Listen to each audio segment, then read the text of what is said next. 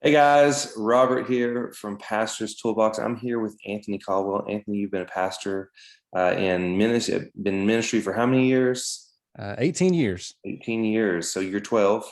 Since you Yeah, were 12, you were basically just knee deep in ministry. Is that right? that's the story. Yes. Okay. Um, no, your friend, you helped us out at Pastor's Toolbox early on in this pandemic, running some webinars. I'm very grateful for that. And you still answer some calls and help us out. Uh, Happy you're part of the team. You've also, in the pandemic, you've stepped into this new space with a website, which I'm going to tell them about a little bit later, if that's all right with you. Yeah, absolutely. But right now, we got three questions stepping into this whole questions with pastors segment we're doing. Post Easter, we're looking like the pandemic is coming to a close. What do you think ministry looks like? Yeah, I think it's a loaded question because I think ministry looks different depending on where you're at. Before I feel like we've had kind of a cookie cutter approach. So you've had big churches and you go to these big conferences and you take these things people are doing, these creative ideas, and then you plug them into where you are. But now it's almost like everything's kind of been thrown out the window. As we've talked about before, there's a blank slate. It's a blank page. What does ministry look like now? What is this approach now? And I think it's different for every single context. God's placed you somewhere in a local community and with unique people and with a personality of your own. And I think that God is right now. I think ministry is going to look different for wherever you are and whatever time you're in. And so I think that right now, if not anything else, for pastors to understand that it is time for us to find God's unique vision for where we are.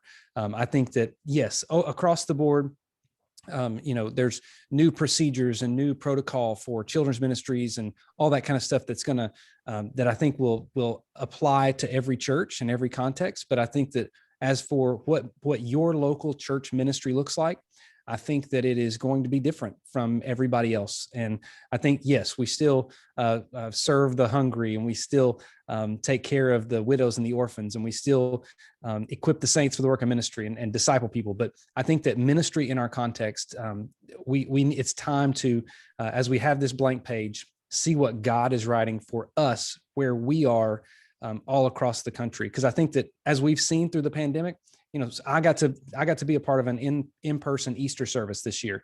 Some churches still aren't open up.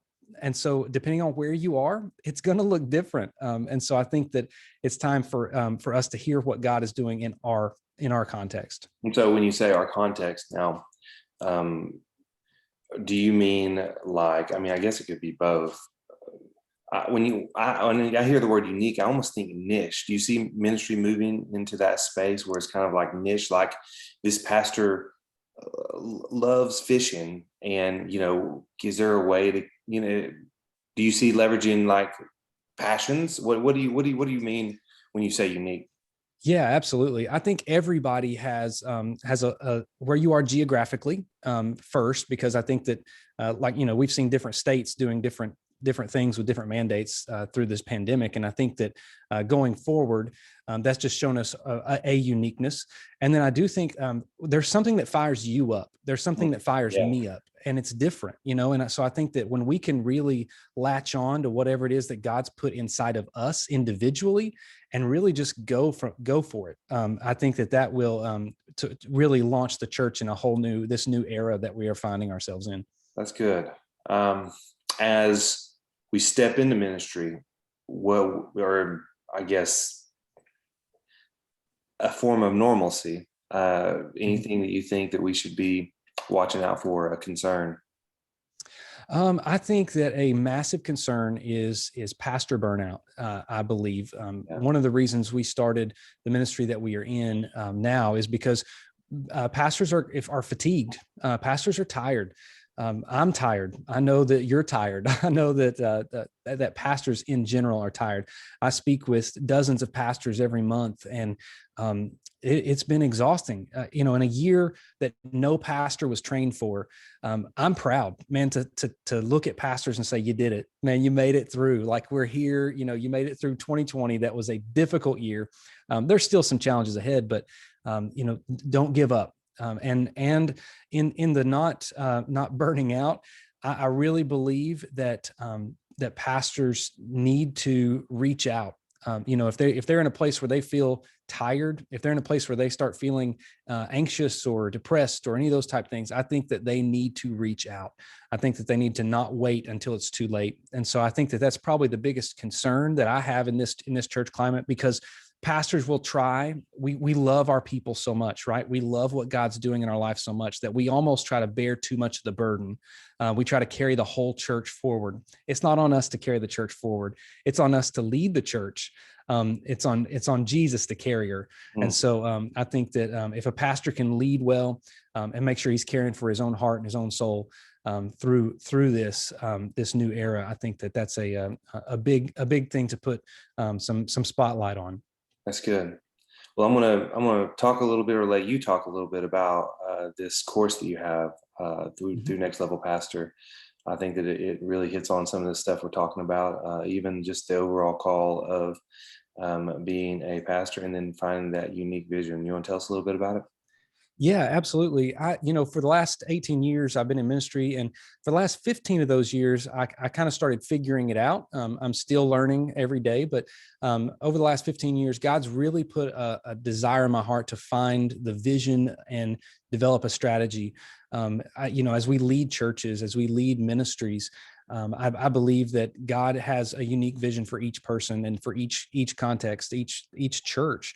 And I think that right now, if not more than anything, the map ahead isn't drawn out for us. We've never seen what the church looks like in 2021. It's never happened before, which is exciting because we get to lead in brand new places. So that's exciting. But the Next Level Pastor course that we have right now is called Vision and Strategy. Vision strategy is a process for you as a pastor, as a church leader, to find what God is doing and build a strategy around that so that you can encourage and equip your people.